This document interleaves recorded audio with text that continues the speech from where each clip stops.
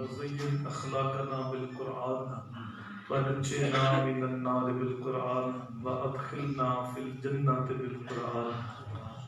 قال الله تبارك وتعالى في شان حبيبه إن الله وملائكته يصلون على النبي يا أيها الذين آمنوا صلوا عليه وسلموا تسليما.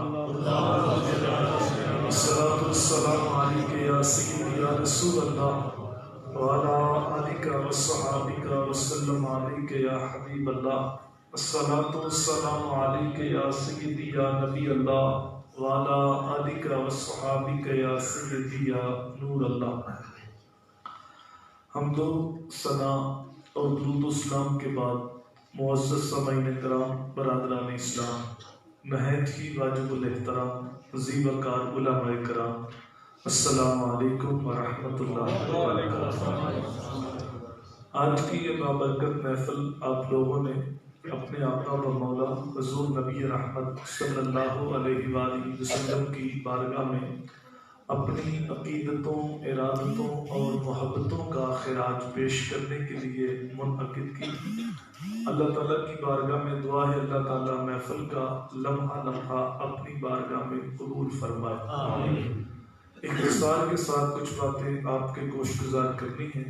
اللہ تعالیٰ کی بارگاہ میں ہمیشہ یہ دعا رہی ہے کہ اللہ تعالیٰ میری زبان پہ سچی بات جاری فرمائے اور سچ سنا کے مجھے اور آپ کو قابل عمل باتوں پہ عمل کرنے کی توفیق عطا فرمائے. کچھ اب آپ باہر بیٹھے ہیں، اگر آپ سارے تھوڑا تھوڑا سمٹ کے آپ کے آگے جو خالی جگہ وہ پر کر دو تو باہر والے ہم آپ بھی اندر تشریف لا سکتے ہیں. تھوڑا تھوڑا جتنا ممکن ہے آپ کے آگے جو خالی جگہ اس کو پر کر کے سمٹ جاؤ. دوسرے بھائیوں کو بھی جگہ دو. اللہ آپ کو عزت دے، برکت دے. برآمدے والے ہم آپ بھی باہر اندر تشریف لا سکتے ہیں. درود پاک پڑھیے. آگے ہو جاؤ، آگے ہو جاؤ. آپ کے آگے جو خالی جگہ پر کر دو. اللہ آپ کو عزت. ادھر والے آپ بھی بیٹا آگے ہو جائے، دوسرے بھائیوں کو جگہ دیں. درود پاک پڑھیے. صلاۃ والسلام علیک یا سیدی یا رسول اللہ وعلی آلک وصحابک وسلم علیک یا حبیب اللہ. پورا سال ہی میرے حضور کا ذکر خیر ہوتا رہتا ہے، لیکن ربیع الاول شریف کا اہل ایمان شدت سے انتظار کرتے ہیں. یوں ہی ربیع الاول شریف کا چاند طلوع ہوتا ہے تو خوشی کی لہر دوڑ جاتی ہے. اہل ایمان کے چہرے کھل اٹھتے ہیں، مبارکبادیوں کا سلسلہ شروع ہوتا ہے. اہل محبت اپنے گھر پہ جرانہ کرتے ہیں، جلیاں لگاتے ہیں، نیاز بانٹتے ہیں، لنگر تقسیم کرتے ہیں اور حضور کے ذکر کی محافل منعقد کرتے ہیں. کیونکہ میرے حضور کا ذکر شہد بھی ہے، کستوری بھی ہے، گلاب بھی ہے، کھنڈ بھی ہے اور سینے کی ٹھنڈ بھی ہے. اتنا تذکرہ کسی کا نہیں ہوا جتنا سرکار مدینہ کا ہو رہا. لوگ دنیا پہ آتے ہیں، اپنا وقت گزار کے چلے جاتے ہیں. کچھ مہینے، کچھ سال وہ لوگوں کو یاد رہتے ہیں، پھر زمانہ قبروں کے نشان بھی بھول جاتا ہے. عارف کڑی رومیے کشمیر میاں محمد بخش بولے، سہ سہ جوڑ سنگت دے کٹھے اوڑک کٹھا پئیاں جنہ بنا ایک پل نہیں سنجیدے وہ شکلہ گیا.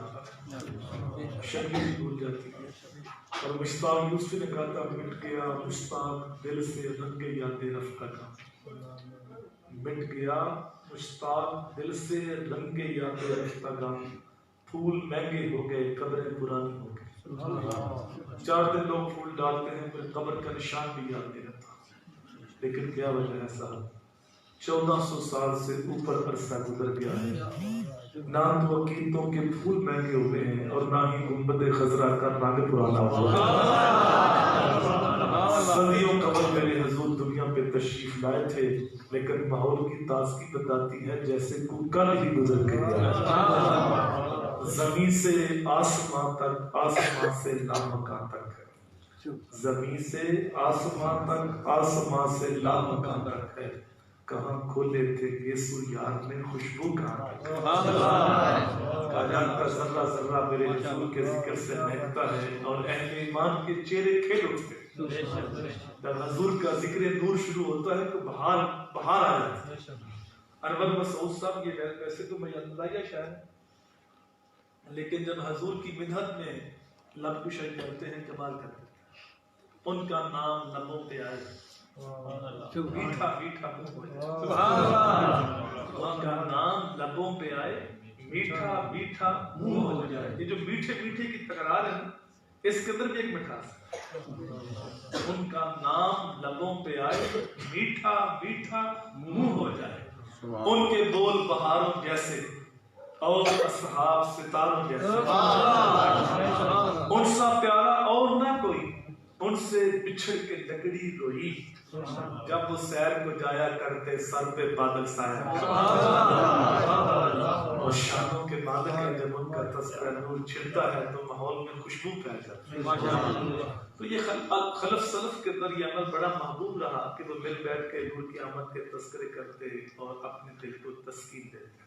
تو پھر ان محافل سے ہم دین سیکھتے ہیں، ان محافل سے ہمارے عقائد پختہ ہوتے ہیں، ان محافل سے صالحیت کا نور بڑھتا ہے، ان محافل سے فکر آخرت نصیب ہوتی ہے، ان محافل سے عشق رسول کی سوغات ملتی ہے. اگر ہم ان کو صحیح طریقے سے مرتب کرنے میں کامیاب ہو جائیں تو یہ محافل دنیا آخرت کی بہتری کی ضمانت. یاد رکھنے والی باتیں ہیں کہ دین اسلام کو 3 حصوں میں تقسیم کیا گیا ہے. پہلی چیز ہے عقائد کا درست ہونا. اگر کسی شخص کے عقائد میں خرابی آ جائے تو اس کے اچھے اعمال آخرت میں نفع کا سبب نہیں بنتے. چونکہ عقائد کا دوسرا نام ہے ایمان، اور اعمال قبول ہوتے ہیں ایمان کی شرط کے ساتھ. تو جب عقائد بگڑتے ہیں تو ایمان لٹ جاتا ہے. یہ تو ہو سکتا ہے کسی کے نیک اعمال اس کے ایمان لانے کا سبب اور ذریعہ بنے، لیکن بغیر ایمان کے اعمال اللہ کی بارگاہ میں قبول نہیں. عرب کا مشہور شاعر فرزدق، اس کے دادا المجاشی رسول کریم صلی اللہ علیہ وآلہ وسلم کی بارگاہ میں حاضر ہوئے. ایمان قبول کرنے کے بعد عرض کی بندہ نواز، میں نے اپنے قبیلے کی 70 بچیوں کو زندہ درگور ہونے سے بچایا ہے. میں شاعر تھا، نرم دل کا مالک تھا. جب کسی کی ہاں بیٹی پیدا ہوتی تو وہ اس کو زندہ درگور کرنے لگتا تو میں اس کے آگے جا کے ہاتھ جوڑ دیتا، اس کو نقدی پیسے دیتا، اس کی کفالت اپنے ذمہ لیتا. تو 70 بچیوں کو زندہ درگور ہونے سے میں نے بچایا ہے.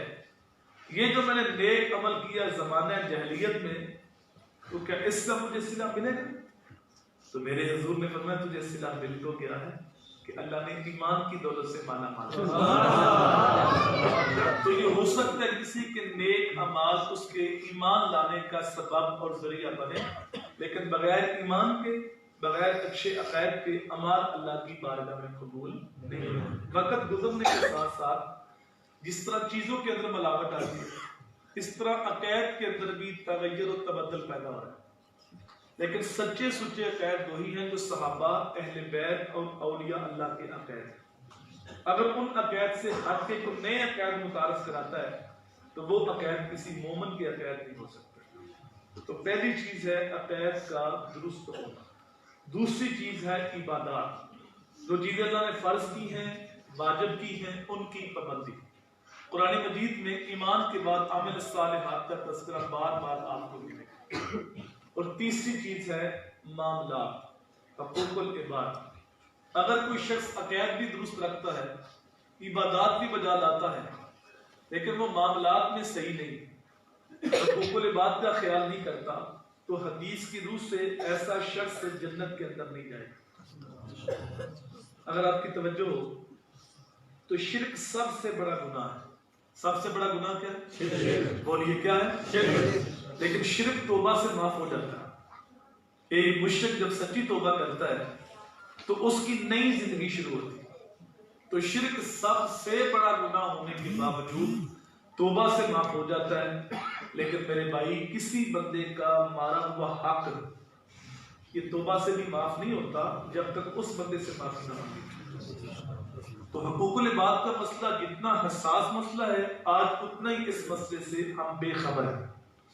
اور پھر یہ موضوع بڑا وسیع موضوع ہے. عامات المسلمین کے حقوق ہیں، ذمیوں کے حقوق ہیں، والدین کے حقوق ہیں، اولاد کے حقوق ہیں، میاں بیوی کے حقوق ہیں، ہمسایوں کے حقوق ہیں، مسافروں کے حقوق ہیں، امام و خطیب کے حقوق ہیں، مفتیوں کے حقوق ہیں. ایک لمبا موضوع. لیکن حقوق العباد میں جو مقدم حق ہے وہ ذوی القربیٰ کا ہے. اور ذوی القربیٰ سے جو مقدم حق ہے جو خونی رشتہ رکھتے ہیں ان کا، اور خون کے رشتوں میں جو مقدم حق ہے وہ ماں باپ کا. اللہ تعالیٰ نے قرآن مجید میں ایک سے زیادہ مقامات پہ جہاں اپنی عبادت کا حکم دیا، ساتھ ہی متصل والدین کے ساتھ حسن سلوک کرنے کا حکم ارشاد فرمایا. کئی فرمایا قضا ربک الا تعبدوا الا اياه وبالوالدین احسانا. کئی فرمایا واعبدوا اللہ ولا تشرکوا به شیئا وبالوالدین احسانا. اللہ کی عبادت کرو، اس کے ساتھ کسی کو شریک نہ ٹھہراؤ، اور والدین کے ساتھ اس نے سلوک کرو. میرے حضور کی بارگاہ میں ایک صحابی نے سوال کیا، یا رسول اللہ حسن سلوک کا زیادہ حقدار کون ہے؟ قال امک، فرمایا تیری والدہ. قال ثم من، پھر کو؟ قال امک، پھر فرمایا تیری والدہ. قال ثم من، تیسری بار پھر پوچھا، تیسری بار بھی ماں کا نام. چوتھی بار پھر پوچھا ثم من، قال ابوک، فرمایا تیرا باپ. 3 مرتبہ ماں کا نام لیا اور چوتھی مرتبہ باپ کا نام لیا.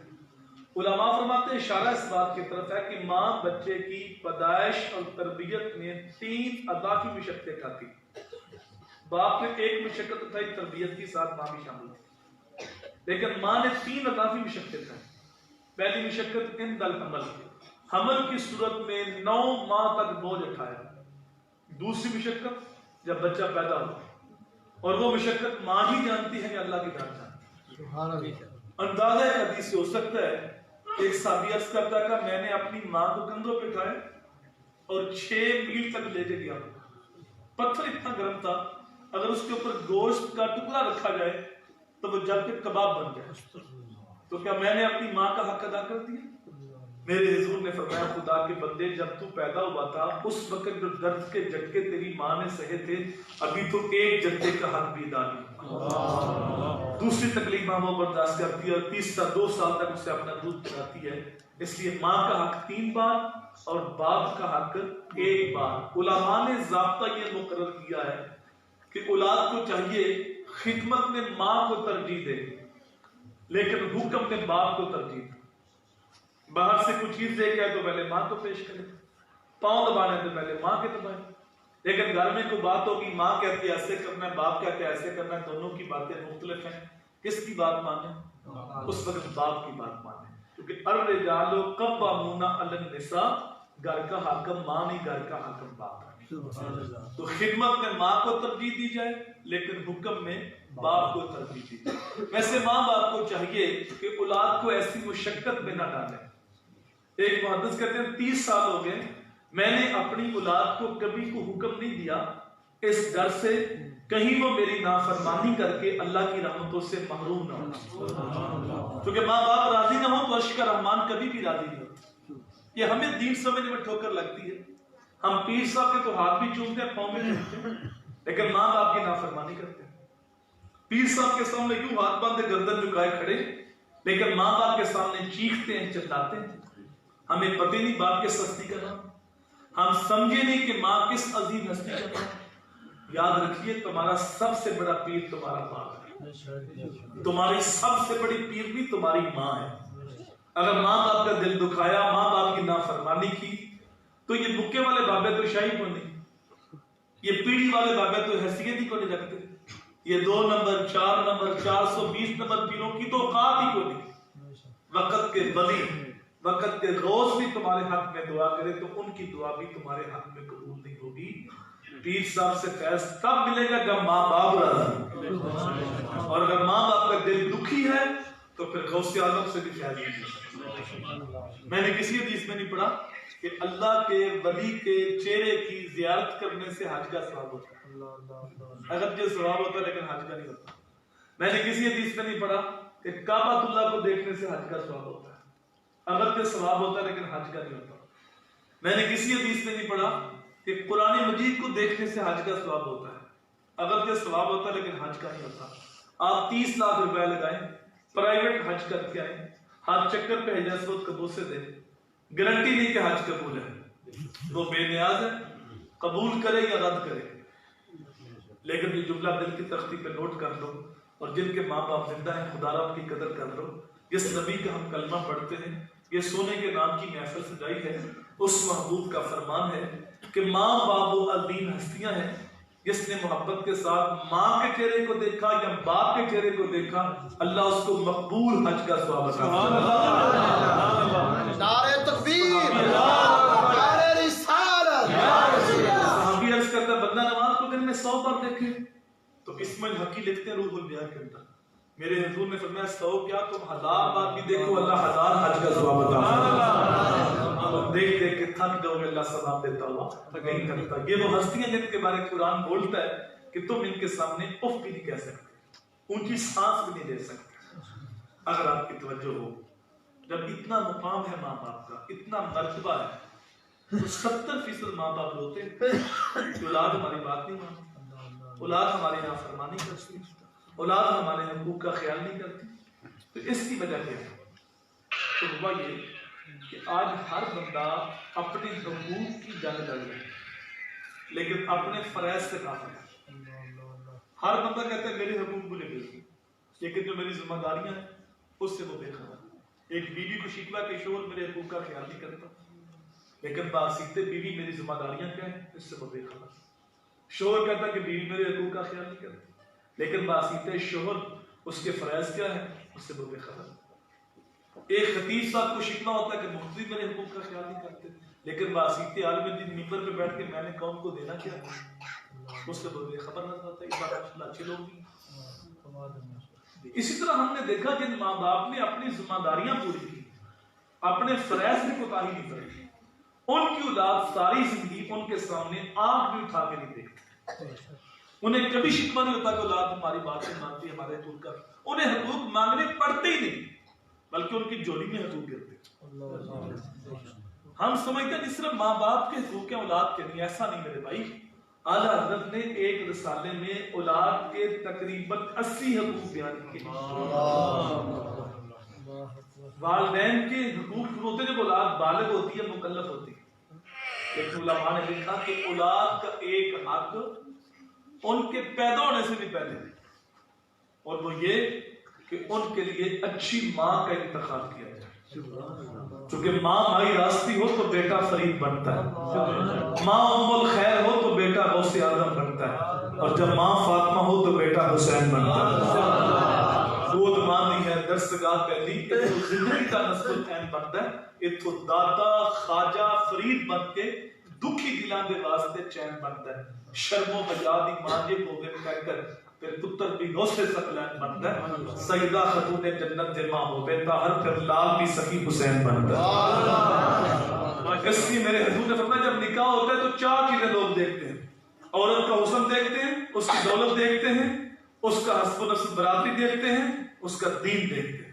کہا میرے غلاموں تم نہ حسن دیکھو، نہ تم دولت دیکھو، نہ تم حسب و نسب دیکھو، تم صرف دینداری دیکھو کہ دیندار عورت کون ہے، اور کل میرے بچوں کی اچھی ماں کون ثابت ہو۔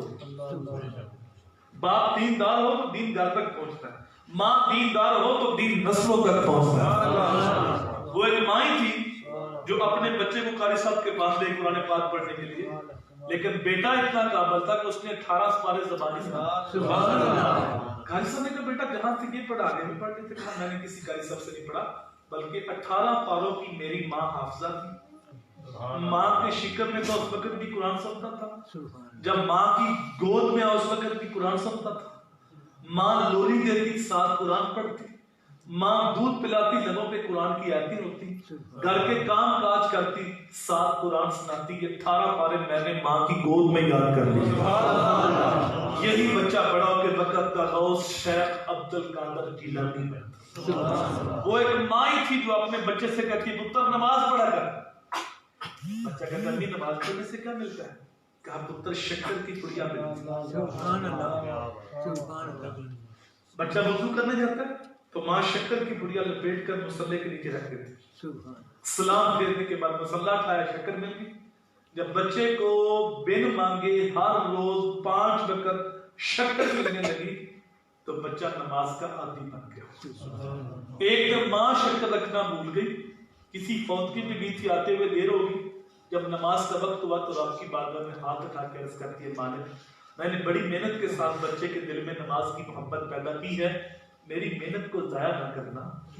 آنکھوں میں آنسو لے کے تیز تیز قدم اٹھاتی رب کی بارگاہ میں التجا کرتی گھر پہنچی اور گھر آتی کہا بیٹا اٹھو نماز پڑھ لو۔ بچے نے کہا امی آپ گھر میں نہیں تھی، میں نے نماز پڑھ لی ہے، لیکن ماں جی آج تو نماز کا سرور بھی الگ تھا، آج شکر کا ذائقہ بھی الگ تھا۔ ماں شکر رکھنا بھول گئی تو رب نے شکر عطا کر دی، یہی بچہ بڑا ہو کے بابا فرید گنج شکر بنتا۔ یہ پہلا حق ہے اولاد کا ان کے لیے اچھی ماں کا انتخاب کیا جائے۔ اور بھی بہت سارے حقوق ہیں، لیکن میں اگر 7 سال کا بچہ ہو جائے تو نماز کی تلقین کرو۔ مرو اولادکم بالصلاۃ وہم ابناء سبع سنین واضربوہم علیہا وہم ابناء 10 سنین۔ 7 سال کے بچے کو نماز کی تلقین کرو، جب 10 سال کا بچہ ہو جائے پھر بھی نماز نہیں پڑھتا، فرمایا پھر مار کے نماز پڑھو۔ اللہ مجھے بتاؤ اگر ہم نے اس حدیث پہ عمل کیا ہوتا تو آج ہماری مسجد نمازی سے بری نہ ہوتی۔ بمشکل 5% لوگ نماز پڑھتے اور 95% لوگ بے نماز ہیں۔ آج سکول آباد ہیں، کالج آباد ہیں، لیکن مسجد بے آباد ہے۔ کیوں؟ وہ ذمہ داری لی ماں باپ۔ ماں نے کہا بیٹا اچھا پڑھ دو تمہارا مستقبل اچھا ہوگا، جب تمہارے پاس ڈگری اچھی ہوگی نا تو جاب اچھی ہوگی، پے اچھی ہوگی، مستقبل اچھا ہوگا۔ اب بچوں کی دوڑ لگی ایک دوسرے سے آگے بڑھنے کے لیے اپنا مستقبل بہتر کرنا۔ ذرا ایک لمحے کے لیے رک کے سوچ کے کہ جس مستقبل کی فکر ہم نے اپنی اولاد کو دی ہے اس مستقبل کی عمر کتنی؟ شہر سادی بولے ایک سانس کا بھی نہیں پتا، جو سانس اندر ہے اس میں پتہ نہیں باہر آنے، اور جو باہر ہے اس میں پتہ نہیں اندر جانے۔ ایک مستقبل مرنے کے بعد شروع ہونا ہے، برزخ کی زندگی نہ ختم ہونے والی، اور قیامت کا ایک دن 50,000 سال کا۔ مالک اس کی فکر دے رہا ہے، یا ایھا الذین آمنوا اتقوا اللہ ولتنظر نفس ما قدمت لغد۔ اے ایمان والو اللہ سے ڈر جاؤ اور ہر جان یہ سوچے کہ اس نے آنے والے کل قیامت کے لیے آگے کیا بھیجا۔ یہ تو اچانک موت آتی ہے، یہ کوئی پیغام ہوتا ہے ہمارے۔ اچھا والا بندہ ایکسیڈنٹ ہوا فوت ہو، ہارٹ اٹیک ہوا جاتا رہا، زلزلہ آیا زمین کے اندر دھنس گئے۔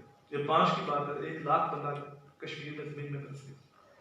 یہ اسلام آیا، یہ کوئی پیغام ہے۔ یہ کرونا وائرس جہاں میں عبرت کے ہر سو نمونے، مگر تجھ کو اندھا کیا رنگ و بو نے، کبھی غور سے کہ دیکھا ہے تو نے، جو آباد تھے وہ محل اب ہے سونے، جگہ جی لگانے کی دنیا نہیں ہے، یہ عبرت کی جا ہے تماشا نہیں ہے، ہوئے نامور بے نشان کیسے کیسے، زمین کھا گئی نوجوان کیسے۔ ہم اس مستقبل کی فکر دی لیکن اس مستقبل کی فکر نہیں دی۔ جو ماں باپ یہ کہتے ہیں بیٹا اچھا پڑھ دو تمہارا مستقبل سمجھ جائے گا، وہ یہ بھی کہہ سکتے ہیں بیٹا نمازی بن جاؤ تمہاری آخرت سمجھ جائے گا۔ لیکن جب ماں باپ ذمہ داری پوری نہیں کرتے تو پھر ساری زندگی فرض کی محبت انسان کے دل میں پیدا نہیں ہوتی۔ وہ سمجھتے نہیں کہ فرض کتنا ہے۔ اس کی میں 20 کی مثالیں آپ کو دے سکتا ہوں، لیکن صرف 2 مثالیں سمجھیں۔ سال کے بعد محفل میلاد تھی ہمارے مسجد کے اندر، اور جس دن محفل تھی اس دن ہم جلدی کام کاج سے فارغ ہو کے گھر پہنچ گئے تھے کہ آج ہمارے محلے میں یا ہماری مسجد میں محفل میلاد تھا۔ محفل عشاء کے بعد شروع ہونے تھی، ہم نہا دھو کے لباس بدل کے گھر بیٹھ کے انتظار کر رہے تھے کہ عشاء کی نماز ہو جائے بعد میں جائیں گے۔ اب عشاء کی نماز فرض ہے، اس کے بعد واجب ہے، اس کے بعد سنت ہے، اس کے بعد مستحب ہے۔ تو محفل میں آنا مستحب ہے اور نماز میں ماما کھڑے تو پرواہ نہیں، چچا کھڑے تو پرواہ نہیں، کیونکہ حضور کی غلامی میں سب کچھ قبول ہے عملی طور پر۔ لیکن ایک بھی آپ کو ایسا اللہ فقط تعالیٰ جس نے رسول کی، تو جب اطاعت رسول میں قضا تھی تو قضا پڑھ لیتے، شریعت کا مسئلہ ہے تو قضا ہو تو قضا پڑھ لو، غفلت کی قضا پھر بھی قضا پڑھ لو، تو یہ تو اطاعت رسول میں قضا تھی، روئے گے اٹھے قضا پڑھ لیتے۔ میرے بھائی روئے اس لیے تھے علی نے کبھی قضا پڑھی نہیں تھی، کبھی قضا ہوئی نہیں تھی، قضا پڑھنے کی عادت نہیں تھی۔ جب پہلا موقع تھا قضا ہوئی تو اتنا دکھ ہوا کہ آپ رو پڑے، پھر میرے حضور نے سورج کو واپس پلٹایا، علی نے اس دن بھی قضا نہیں پڑھی، اس دن بھی ادا ہی پڑھی۔ علی کی محبت تو پڑھتے ہیں لیکن علی کی اطاعت نہیں کرتے۔ سال میں 2 راتیں ایسی ہیں جب ہماری مشتوں میں رشتہ، شب برات کو اور شب قدر کو، لیکن ہم نے دیکھا کہ عشاء وقت تو 1.5 سال تھی، گھنٹے بعد مسجد بن گئی، لوگ توبہ کر رہے تھے، نفل پڑھ رہے تھے، آنسو بہا رہے تھے، اور فجر وقت پھر 1 سال تھا، درمیان میں مسجد بھری تھی، نہ عشاء پڑھی نہ فجر پڑھی، اور درمیان میں توبہ بھی کی، اور مدینے سے بات آ رہی ہے جو بندہ توبہ بھی کرتا ہے اور گناہ چھوڑنے کا ارادہ بھی نہیں رکھتا، ایسا بندہ اپنے رب کے ساتھ مذاق کرتا ہے۔ توبہ بھی کر رہا ہے، نماز فجر کی نہیں پڑھ رہا، توبہ بھی کر رہا ہے، رشوت بھی جاری، توبہ بھی کر رہا ہے، سودی کاروبار بھی جاری، توبہ بھی کر رہا ہے، جھوٹ بھی نہیں چھوڑتا، ایسے توبہ کا فائدہ کیا؟ کاش ہم شریعت کے مزاج کو سمجھتے، اپنے نبی کی تعلیمات کو سمجھتے، تو میرے حضور فرماتے ہیں جس نے عشاء کی نماز جماعت کے ساتھ پڑھی اس نے آدھی رات قیام کیا، اور جس نے ساتھ فجر بھی جماعت کے ساتھ پڑھی اس نے پوری رات قیام کیا۔ 2 نمازیں جماعت کے ساتھ پڑھ لو، ساری رات آرام سے سوئے رہو، پوری رات عبادت کا ثواب ہوتا ہے۔ لیکن میرے بھائی ہم کس طرح کے عاشق ہیں، ہم 12 ربیع الاول کو بھی نہ جلوس سے کے مسجد کے پاس سے گزر جاتے ہیں اور نعرہ مار رہے ہیں اللہ میں رسول میں موت بھی قبول ہے، اندر دور کی جماعت ہو رہی ہے، انہیں موت قبول ہے لیکن نماز قبول ہے۔ میرے بھائی خدا را خوش کرے، یہ محافل میلاد، یہ جلسے، یہ درس قرآن، اس پر کانوں کا چسکا ہے، یہاں ہم نے اپنے اندر اترنا ہے، خود کلامی کرنا ہے، اپنا احتساب کرنا ہے۔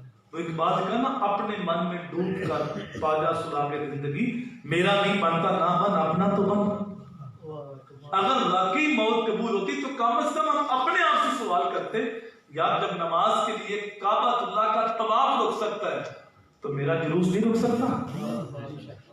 نماز اتنی اہم ہے کہ 24 گھنٹوں میں کعبے کا طواف 1 منٹ بھی نہیں رکتا، لیکن جو ہی نماز کا وقت آیا تو کعبے کا طواف بھی رک گیا۔ تو بھائی جب کعبے کا طواف رک سکتا ہے تو پھر میرا کاروبار بھی رک سکتا ہے، میرا جلوس بھی رک سکتا ہے، پھر باقی کام بعد میں ہوں گے، نماز پہلے ہوگی۔ ذرا اس حدیث کی گہرائی میں اتریے، وہ نبی جو اپنی امت سے اتنا پیار کرتے ہیں، فرماتے ہیں لو تدخلوا شوکۃ فی رجل احدکم لوجدت علما، اے امتی اگر تیرے پاؤں میں کانٹا بھی چبھ جائے اس کی تکلیف مجھے ہوتی ہے۔ جو اپنی امت کے پاؤں میں کانٹا چبھنا بھی دوبارہ نہیں کرتے، وہ فرماتے ہیں 10 سال کا بچہ ہو گیا ابھی نمازی نہیں بنا، اب اس کو مار کے نماز پڑھاؤ، سختی سے نماز پڑھاؤ۔ یہاں اتنی سختی کیوں فرمائی حضور نے؟ ابھی تو نماز فرض نہیں ہوئی، فرض تب ہوگی جب وہ بالغ ہوگا، تو اتنی سختی کیوں؟ بھائی میرے حضور نفسیات کو جانتے ہیں کہ آج معمولی سی سختی پہ یہ نمازی بن گیا تو بالغ ہونے سے پہلے پہلے نماز کی پکی عادت بن جائے گی اور پھر ساری زندگی نماز چھوٹے گی نہیں، اور یہی نماز اس کا ہاتھ پکڑ کے اس کو جنت کے اندر لے کے جائے گی۔ اور اگر یہ نمازی نہ بنا تو امتی تو حضور کا ہے، حضور نہیں چاہتے کہ میرا امتی جہنم میں جائے۔